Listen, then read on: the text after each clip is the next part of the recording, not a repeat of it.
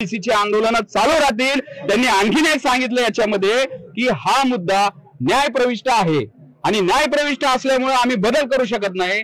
माझं या तुमच्या सगळ्या चॅनलच्या माध्यमातून यांना विचारणं आहे, मी स्वतः वकील आहे, खूप इथं अभ्यासक आहेत, याचिका करते जर आम्ही असतल आणि तुम्ही जर तो GR जर त्याच्यामध्ये बदल केले मागे घेतला तर आम्ही आमच्या केस मागे घेऊ। तुम्ही या आमच्या मोर्चामध्ये 10 तारखेच्या नागपूरमध्ये जो महामेळावा होणार आहे त्याचा धसका घेऊन ती कालची मीटिंग होती, असा एकंदरीत आम्ही ते याच्यावर आहोत। त्यांनी आम्हाला विनंती केली, खूप पाऊस पडतोय महाराष्ट्रामध्ये, ओला दुष्काळ आहे आणि तुम्ही मागे घ्या।